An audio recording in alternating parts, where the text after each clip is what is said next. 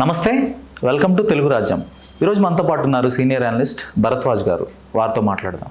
Sir నమస్తే. నమస్తే అండి. సార్ నిన్న సాయంత్రం రేవంత్ రెడ్డి గారు అమీర్పేట మైత్రివనంలో ఒక అతిపెద్ద ఎన్టీఆర్ విగ్రహాన్ని, హైదరాబాద్లోనే చాలా పెద్ద విగ్రహాన్ని అయితే ఆయన ఆవిష్కరించారు. తర్వాత ఆ సమయంలో కొన్ని ఆయన వ్యాఖ్యలు కూడా చేయటం జరిగింది. ఎన్టీఆర్ విగ్రహాన్ని ఇక్కడ కొంతమంది పెట్టడానికి మేము మేము ఒప్పుకోమంటున్నారు, అలాంటి వాళ్ళని మూసి నదిలేసి తొక్కుతానని కూడా ఆయన మాట్లాడారు. తర్వాత కాంగ్రెస్ పార్టీకి వ్యతిరేకంగా పుట్టిన పార్టీ అని ఎన్టీఆర్ గారు అనేక సందర్భాల్లో చెప్పారు. కాంగ్రెస్ నేతలను అయితే విపరీతంగా విమర్శించేవాళ్ళు. వాళ్ళు రాజకీయ వ్యభిచారులు, కుక్కమూతి పిందెలు, తర్వాత ఇంకా అనేకం అయితే తిట్టేవాళ్ళు. కుక్కలని కూడా అన్నారు కాంగ్రెస్ నేతల్ని. సో అలాంటి వ్యక్తికి కాంగ్రెస్ ముఖ్యమంత్రి ఇంత భారీ స్థాయిలో ఒక గౌరవాన్ని ఇవ్వటం, దీన్ని ఎట్లా చూస్తారు? అంటే ఒక రకంగా ఇది ఓట్ బ్యాంక్ పాలిటిక్స్గా చూడాల్సినటువంటి అవసరం కూడా ఉంటుంది. ఓట్ బ్యాంక్ అంటే హైదరాబాద్ కేంద్రంగా ఉన్నటువంటి ఆంధ్ర సెటిలర్ ఓట్ బ్యాంక్ని ఆయన అట్రాక్ట్ చేయటం కోసం ప్రయత్నం చేస్తున్నాడు అనేటువంటి ఒక అభిప్రాయం ఉంది. రేపు రాబోతున్నటువంటి కార్పొరేషన్ ఎలక్షన్స్ ఉన్నాయి. ఆ ఎలక్షన్స్లో ఆ ప్రాంతం నుంచి 40% ఓట్లు కాన్షియస్గా వస్తాయి అనేది ఆయన వ్యూహం. అలాగే ఇంతకుముందు జూబ్లీ హిల్స్ ఎలక్షన్ అప్పుడు, ఉప ఎన్నికప్పుడు చెప్పాడు ఆయన, నేను ఎన్టీ రామారావు గారి విగ్రహం పెడతాను అని. పెట్టడం, ఆ ప్రకటన చేయటం ద్వారా కొంత లబ్ధి పొందేమనే అభిప్రాయం ఉంది వాళ్ళకి. అంటే ఆ ప్రాంతం పర్టికులర్గా సినిమా వాళ్ళు ఉంటారు. సారథి స్టూడియోస్ నుంచి ఆ కృష్ణానగర్, ఆ బెల్ట్ అంతా సినిమా పరిశ్రమతో సంబంధం ఉన్న వాళ్ళు ఉంటారు అనేది ఒక నమ్మకం, అక్కడి నుంచి ఫిలిం నగర్ వరకు. కనుక వీళ్ళందరినీ కనెక్ట్ చేసుకోవచ్చు ఎన్టీఆర్ విగ్రహం పెట్టడం ద్వారా అనేది ఒక అభిప్రాయం ఆయనకుంది. ఓకే.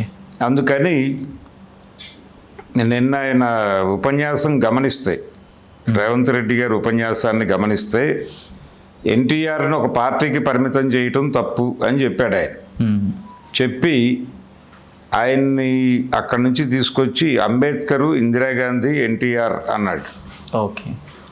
ఆయన ఉపన్యాసం మొత్తం కూడా ఇందిరాగాంధీతో మొదలై వాక్యం, ఇందిరాగాంధీతో మొదలై ఎన్టీఆర్తో ముగియటం ప్రతి వాక్యం. ఓకే. ఇందిరాగాంధీ గారు కేంద్రంలో ఇలా చేశారు, ఎన్టీ రామారావు గారు రాష్ట్రంలో ఇలా చేశారు. ఈయన 2 రూపాయలకి కిలో బియ్యం ఇచ్చాడు, ఆవిడ ఇంకేదో ఇచ్చారు. ఆవిడ అక్కడ పేదలకి వస్త్రాలు అన్నారు, ఈయన జనతా వస్త్రాలు అన్నాడు.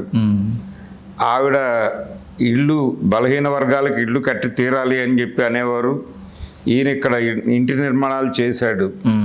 ఇలా ప్రతిదీ పోల్చుకుంటూ ఆయన వాళ్ళకి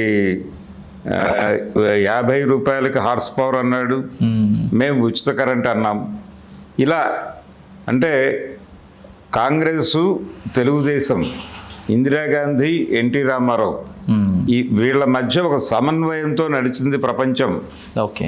అన్న నేరేటివ్ కల్పించడం కోసం ఆయన ఎక్కువ కృషి చేస్తూ, నేనేదో ఎన్టీ రామారావు గారి విగ్రహం పెడుతున్నాను కాబట్టి నా ఇంటిగ్రిటీని శంకించొద్దు, నేను కాంగ్రెస్ మనిషినే, కాంగ్రెస్ మనిషిగా ఉంటూ బ్రాడర్ ఏరియాలోకి వెళ్ళి వ్యూహాత్మకంగా అవతల పార్టీ నాయకుడిని మన పార్టీకి సేవ చేసే పరిస్థితి కల్పిస్తున్నాను ఆయనకి. ఇది రాజకీయ వ్యూహ చతురతగా చూడండి, అంతే తప్ప నేనేదో ఇక్కడ ఆంధ్ర వాళ్ళకి ప్రాధాన్యతనిచ్చేసి దాన్ని హైప్ చేయటం ద్వారా ఏదో చేయబోతున్నాను అని అనుకోకండి అనే పద్ధతిలో ఒక కల్పన చేశాడు ఆయన. కానీ పార్టీలో ఒక చర్చ మొదలైంది ఆల్రెడీ. కాంగ్రెస్ పార్టీలోనే ఈయన కొంచెం ఎక్కువ చేస్తున్నట్టున్నాడు అనేది ఒక అభిప్రాయం. అంటే వాళ్ళ నేరేటివ్ ఏంటంటే, దీని ద్వారా ఎన్టీఆర్ విగ్రహం తర్వాత ఆయన మొన్న నరేంద్ర మోడీ గారు వచ్చినటువంటి సందర్భంగా వీళ్ళిద్దరి మధ్య నడిచినటువంటి రొమాన్స్, ఓకే, అలాగే ప్రొఫెసర్ నాగేశ్వర్ ఎపిసోడు, వీటి మూడింటిని లింక్ చేసి ఓకే ఇక్కడ తిరిగి తెలంగాణ సెంటిమెంట్ని వేదిక మీదకు తీసుకురావడానికి ఇవన్నీ కూడా పునాది కల్పిస్తున్నాయి. ఏవి ఆయన నరేంద్ర మోడీ గారి సభలో వ్యవహరించిన తీరు, అలాగే ప్రొఫెసర్ నాగేశ్వర్ వ్యాఖ్యలు, రాజేసిన నిప్పు, అది మండుతున్న సందర్భంలో ఎన్టీఆర్ విగ్రహావిష్కరణ, ఈ మూడు తెలంగాణ సెంటిమెంట్కి ఒక పునాదిని కల్పించినాయి. తిరిగి ఇక్కడ చాలామంది తెలంగాణని ఆంధ్ర వాళ్ళు పరిపాలిస్తున్నారా, లేకపోతే మనం తెలంగాణ పరిపాలనే చేసుకుంటున్నామా, మనకి కళాకారులు లేరా, పైడి జయరాజు విగ్రహం ఎందుకు పెట్టరు అక్కడ, లేకపోతే కనీసం శ్యామ్ బెనగల్ లాంటి వాడు విగ్రహం అయినా పెట్టొచ్చు కదా, గద్దర్ విగ్రహం పెట్టొచ్చు కదా, ఎందుకు అవేవీ లేకుండా ఎన్టీఆర్ని పట్టుకొచ్చి ఇక్కడ పాతున్నారు అనే సెంటిమెంట్ రెచ్చగొట్టడానికి ఒక అవకాశం కల్పిస్తున్నాడు.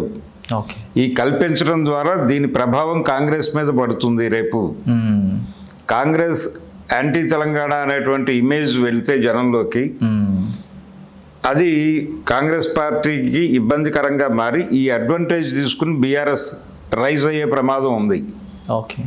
కనుక రేవంత్ రెడ్డిని తప్పించి ఇంకెవరినైనా ముఖ్యమంత్రిగా ప్రకటించాలి అనేటువంటి ఒక నినాదాన్ని ఢిల్లీ వరకు తీసుకెళ్ళటానికి ప్రయత్నాలు జరుగుతున్నాయి. ఒక ప్రయత్నం మొదలైంది కాంగ్రెస్లో. నిన్న మందుల షామేల్ మాట్లాడాడు. ఆయనకి ఇంత వ్యూహం లేదు కానీ క్యాజువల్గా మాట్లాడాడు. క్యాజువల్గా మాట్లాడుతూ ఈ ప్రొఫెసర్ నాగేశ్వర్ ఎపిసోడ్లో వాళ్ళందరూ కలగజేసుకోవటం ఏమిటి, అసలు ఆయన మాట్లాడిన దానిలో తప్పేమీ లేదు, దాన్ని వాంటెడ్గా పవన్ కళ్యాణ్ చంద్రబాబు వాడేసుకుని ఇష్టం వచ్చినట్టుగా వ్యాఖ్యలు చేయటం ఏమిటి, ఏమనుకుంటున్నారు తెలంగాణ అంటే అని ఆయన రెచ్చిపోయాడు. ఆయన రెచ్చిపోయినట్లుగా ఇతర కాంగ్రెస్ నాయకులు ఎవరు ఆ ఎపిసోడ్ గురించి మాట్లాడలేదు. రెండో వైపు ఇక్కడ తెలంగాణ క్రాంతి దళులు వీళ్ళందరూ కూడా ఎన్టీఆర్ విగ్రహం పెట్టడం అనే దాని మీద కొంత సీరియస్గానే రేవంత్ రెడ్డిని నిలబెట్టే ప్రయత్నం చేస్తున్నారు. నిలబెట్టి కడగాలి అనే ప్రయత్నం చేస్తున్నారు. అది ఇంకా ముందుకెళ్ళే అవకాశం ఉంది. తద్వారా ఈయన ఎక్స్పెక్ట్ చేస్తున్నటువంటి 40% ఓట్లు మనకి అదనంగా పోల్ అవుతాయి, మీరు ఎవరు టెన్షన్ పడకండి, ఎన్టీ రామారావు గారు రేపు రాబోయే కార్పొరేషన్ ఎలక్షన్లో మనకు ఉపయోగపడతాడు అని కాంగ్రెస్ క్యాడర్కి చెప్తున్నాడు ఆయన. ముఖ్యమంత్రి గారు ఆ భరోసాతో ఉన్నాడు. ఆయన ఆ భరోసాతో ఉన్నాడు. అది బ్రేక్ చేసి తన్ని అధిష్టానం దృష్టిలో వీక్ చేయాలని అనుకుంటున్నారు. కానీ అది అంత ఈజీ కాదు. ఎందుకంటే నరేంద్ర మోడీ గారి గుడ్ లుక్స్ ఈయన మీద ఉన్నాయనే విషయం కాంగ్రెస్కు తెలుసు. అందుకని వాళ్ళేం ఆలోచిస్తున్నారంటే, ఇప్పుడు డీకే శివకుమార్కి ఎందుకు ముఖ్యమంత్రి పదవి ఇచ్చారు హడావిడిగా, అక్కడ గత 3 నెలల నుంచి 4 నెలల నుంచి లేని హడావిడి ఇప్పుడు ఎందుకు వచ్చింది అంటే, నరేంద్ర మోడీ గారి హైదరాబాద్ పర్యటన తర్వాత వాళ్ళ మీద కొంచెం భారం పెరిగింది. డీకేని మనం ప్రాపర్గా గనక కూర్చోబెట్టకపోతే ఇది ప్రమాదంగా మారి ఆయన పార్టీ నుంచి బయటకు వెళ్ళిపోయే ఛాన్స్ ఉంది. అవతల వాళ్ళు లైన్ వేస్తున్నారు ఆయనకి అనేది అర్థమైంది వాళ్ళకి. బీజేపీ లైన్ వేస్తోంది డీకేకి అనేది అర్థమైంది. అందుకని తొందరగా అతనికి పదవి ఇచ్చేశారు. అలాగే ఇక్కడ రేవంత్ రెడ్డికి లైన్ వేస్తున్న విషయం కూడా వాళ్ళకి తెలుసు. కనుక రేవంత్ రెడ్డిని ఇప్పుడు కదపటం ఇబ్బంది అని హోల్డ్ చేస్తున్నారు. అయినప్పటికీ వీళ్ళు ప్రయత్నాలు చేస్తున్నారు. అది గ్రౌండ్ లెవెల్లో ఆస్పిరెంట్స్ ఉన్నారు కొంతమంది. వీళ్ళు రేవంత్ రెడ్డి కాంగ్రెస్ పార్టీని ప్రమాదంలోకి నెట్టేస్తున్నారు, కాంగ్రెస్ పార్టీని సమైక్యం దిశగా నడిపిస్తున్నాడు. ఇది తెలంగాణ నేటివ్ పీపుల్ని హర్ట్ చేస్తుంది. ఆ ఓట్ బ్యాంక్ అంటే ఆంధ్ర ఓట్ బ్యాంకుని కబ్జా చేయటం కోసం ఈ ప్రయత్నాలు చేస్తున్నారని చెప్పినా నేటివ్ తెలంగాణ ఓటు వెళ్ళిపోతే ఏమవుతుంది, ఇబ్బందికరంగా మారుతుంది. అది ఆ నేరేటివ్ని కల్పించడం ద్వారా రేవంత్ రెడ్డిని డిఫెన్స్లో పెట్టడం కోసం కాంగ్రెస్లోనే ఉన్న ఆయన వ్యతిరేకులు ఒక స్కీమ్ రచిస్తున్నారు. ఇంకా పేర్లు బయటకు రాలేదు కానీ ఒక స్కీమ్ అయితే మొదలైంది నిన్నే. అంకురార్పణ. అది ఎటువైపు దారి తీస్తుంది, రేవంత్ రెడ్డి గారికి ఎట్నుంచి నీళ్ళు వస్తాయి అనేది ఒక డౌట్. అందుకని నిన్న ఆయన అక్కడ సీరియస్గా ఒక వార్నింగ్ కూడా ఇచ్చాడు. ఎన్టీఆర్ విగ్రహాన్ని ఎవరైనా టచ్ చేసి చూడండి, నేను చెప్తా అన్నాడు. అవును. అలాగే వేదిక మీదకి పిలిచిన వాళ్ళందరూ కూడా ఎక్కువ శాతం రామారావు గారి సామాజిక వర్గానికి చెందిన వాళ్ళకి ప్రథమ ప్రాధాన్యత దక్కింది అక్కడ. అంటే కాంగ్రెస్ జెండాలు కూడా ఎక్కువ కనపడలేదు, అంత మొత్తం టీడీపీ జెండాలే కనపడినాయి. చాలా పసుమయం అయింది అక్కడ. అంటే విచిత్రంగా ఇదేమో ఇండియా కూటమిలో ప్రధాన పార్టీ కాంగ్రెస్ పార్టీ, ఎన్డీఏ కూటమిలో ఒక ప్రధాన పార్టీగా ఉంది టీడీపీ. అంటే ఈ రెండింటి కలయిక కూడా చాలా ఏమనాలి, కొంచెం వియర్డ్ కాంబినేషన్ లాగా నిన్న ఆ వ్యవహారం చూడాలి. అంటే ఏపీలో కాంగ్రెస్ సహకరించింది కదా తెలుగుదేశానికి. షర్మిల గారి నాయకత్వంలో జగన్మోహన్ రెడ్డిని ఉమ్మడి శత్రువుగా ప్రొజెక్ట్ చేసి వాళ్ళు జగన్మోహన్ రెడ్డిని టార్గెట్ చేయటం ద్వారా డైవర్ట్ చేసిన ఓట్ బ్యాంక్ అంతా టీడీపీకి వెళ్ళింది. అది వాస్తవం అనే విషయం అందరికీ తెలుసు. తెలుగుదేశం మీడియా షర్మిల గారికి ఏ స్థానం ఇచ్చిందో అందరికీ తెలుసు. ఒకే రోజు షర్మిల గారు పులివెందుల్లోనూ చంద్రబాబు నాయుడు గారు విజయవాడలోనూ మాట్లాడితే తెలుగుదేశం మీడియా హ్యాండిల్స్ అన్నీ షర్మిల గారికి ప్రథమ ప్రాధాన్యత ఇచ్చినాయి. ఆ తర్వాత చంద్రబాబు ప్రెస్ మీట్ పెట్టారు వాళ్ళు. అలాగే ఆంధ్రజ్యోతి లాంటి పేపర్లో బ్యానర్ ఐటమ్ షర్మిలది చేసి ఫ్రంట్ పేజీ ఐటమ్, ఆ వెనక పేజీలోకి చంద్రబాబు నాయుడు ప్రెస్ మీట్లు షిఫ్ట్ చేసిన పరిస్థితి కూడా ఉంది. ఓకే.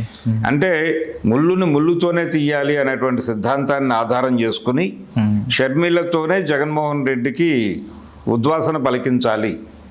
అంటే ఇప్పుడు దీని వెనకాల షర్మిలని వెపనైజ్ చేయటం, అన్న మీదకి ఒక వెపన్ లాగా వాడటం, ఇదంతా కాంగ్రెస్ పార్టీ వెనక అధిష్టానం కూడా హస్తం ఉందంటారా? రాహుల్ గాంధీ కానీ లేదంటే ప్రియాంక గాంధీ కానీ ఇట్లాంటి అధినేతల హస్తం ఉందంటారా? అంటే వాళ్ళకు ఒక రాంగ్ నేరేటివ్ని కల్పించారు. ఓకే. జగన్మోహన్ రెడ్డి దగ్గరికి వెళ్ళిపోయారు కదా మీ పార్టీ వాళ్ళందరూ. జగన్మోహన్ రెడ్డి అధికారంలో ఉండగా మీ వాళ్ళు ఎవరు బయటికి రారు. ఓకే. మీ పార్టీ తిరిగి కలకలాడాలంటే జగన్మోహన్ రెడ్డి ఓడిపోవాలి. ఓడిపోతే వాళ్ళందరూ వచ్చేస్తారు ఆటోమేటిక్గా రెండో రోజే అని ఒక కల్పన చేశారు వాళ్ళకి. ఓకే. అది కల్పన అనే విషయం ఇప్పుడు అర్థమైంది వాళ్ళకి 2 నెలల తర్వాత, 2 సంవత్సరాల తర్వాత. ఇప్పటి వరకు ఒక్కళ్ళు రాలేదు అక్కడి నుంచి వెనక్కి. ఆ ఉన్నవాళ్లే ఉన్నారు. ఓకే. ఉన్న వాళ్ళల్లో కూడా కొంతమంది తెలుగుదేశం వైపు టర్న్ అయ్యారు. ఈ షర్మిల విమర్శలు తీవ్రంగా అన్నని ద్వేషిస్తూ ఆవిడ మాటలు, వీటన్నిటికీ కాంగ్రెస్ పార్టీ అధిష్టానం యాక్సెప్టెన్స్ ఉందనుకోవచ్చా? అంటే ఇప్పటి వరకు ఉంది. అంటే వాళ్ళ బుర్రలో ఉన్న నెరేటివ్ ఏంటంటే జగన్మోహన్ రెడ్డి ఓడిపోతే మన పార్టీ కలకలాడుతుంది. ఓకే. ఇదే గొడవలో ఉన్నారు. ఇది తప్పు అనే విషయం వాళ్ళకి అర్థం చేయించలేకపోతున్నారు ఎవరు. వాళ్ళకంటూ ఒక స్టాండ్ ఉండాలి, వాళ్ళ పార్టీ ప్రోగ్రాంలో ఉండాలి, ప్రోగ్రాంలో ఉండి రైజ్ మొదలవ్వాలి, ఆర్గానిక్గా యుద్ధం జరగాలి, ఆర్గానిక్గా తను ఎమర్జ్ అవ్వాలి. ప్రజల దృష్టిలో నిజానికి అద్భుతమైన అవకాశం ఉంది. ఏపీలో కాంగ్రెస్ పార్టీకి ఉన్నటువంటి అవకాశం ఇంకెవరికీ లేదు ఇప్పుడు. ఎందుకంటే అక్కడ ఉన్నటువంటి ప్రాంతీయ పార్టీలన్నీ ఎన్డీఏ కూటమిలో ఉన్నప్పుడు యాంటీ ఎన్డీఏ స్టాండ్తో కేంద్ర ప్రభుత్వ విధానాలకు వ్యతిరేకంగా బలంగా గనక కాంగ్రెస్ పార్టీ రోడ్డు మీదకి రాగలిగితే వాళ్ళని ఆల్టర్నేటివ్గా చూస్తారు జనాలు.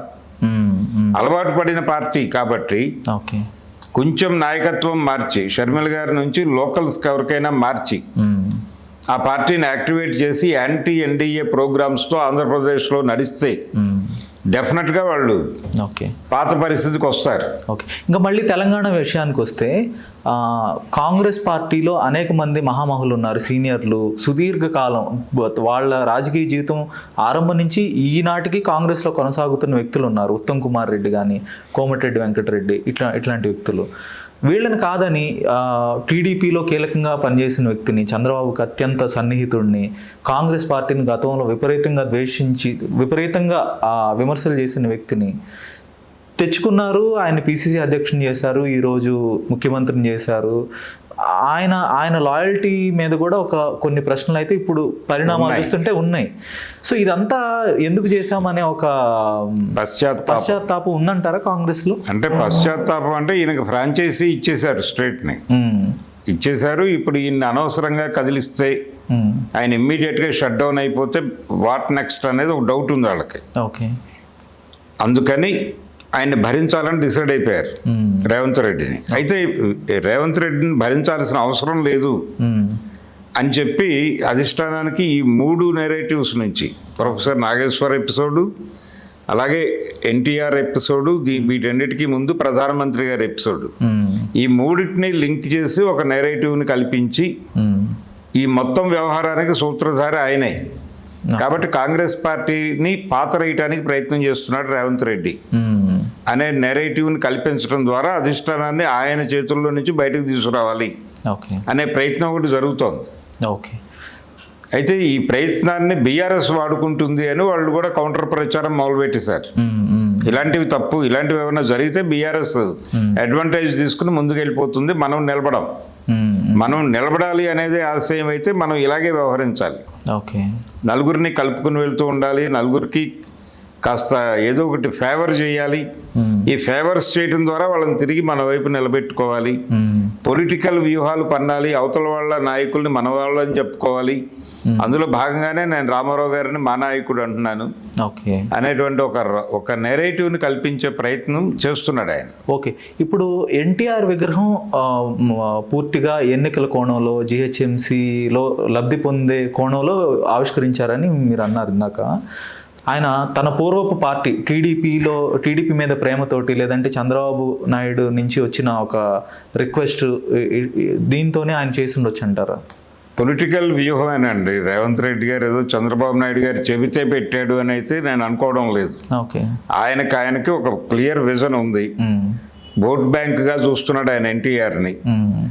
ఈ ఓట్ బ్యాంక్ వర్కౌట్ కాకపోయినా కానీ ఆయన ఆంధ్ర వాళ్ళ పట్ల ఇతరులు ప్రదర్శిస్తున్నంత వ్యతిరేక వైఖరి ప్రదర్శించడం లేదు అనే విషయం ప్రపంచానికి తెలియటం అవసరం అనుకుంటున్నాడు ఆయన. ఓకే. ఇప్పుడు ఆంధ్ర వాళ్ళందరికీ ఒక ఐకానిక్ ఫిగర్ అంటారా, ఒక రిప్రజెంటేటివ్ అంటారా ఎన్టీఆర్? ఎందుకంటే ఎన్టీఆర్తో సమానంగా వైఎస్ఆర్కి కూడా అదే స్థాయిలో అభిమానులు ఉన్నారు. ఇంకా ఇండివిజువల్ పార్టీల పరంగా చూస్తే ఈ రోజుకి వైఎస్ఆర్సీపీ ఇండివిజువల్గా చూస్తే కొంత ఎక్కువ, వారికి ఎక్కువ బలం ఎక్కువ ఉంటుంది. ఓట్ బ్యాంక్ ఉంది. ఇక్కడ ఎన్టీఆర్ విగ్రహమే పెట్టడం వల్ల వైఎస్ అభిమానులు, లేదంటే ఆంధ్ర ప్రాంతానికి సంబంధించిన యాంటీ టీడీపీ ఓట్ బ్యాంక్ వీళ్ళకి దూరం అవుతుంటారు. ఎవరికి దూరం అవ్వదు? కాంగ్రెస్కి దూరం అవుతుందా అనేది పక్కన పెడితే, అంటే వాళ్ళు TDP vote bank, TDP already బలమైనటువంటి పునాదులు ఉన్నాయి తెలంగాణలో.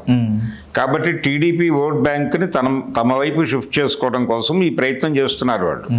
ఎన్టీఆర్ విగ్రహం ఇక్కడ పెట్టారు, రేపు కరీంనగర్లో పెట్టినా ఆశ్చర్యం లేదు.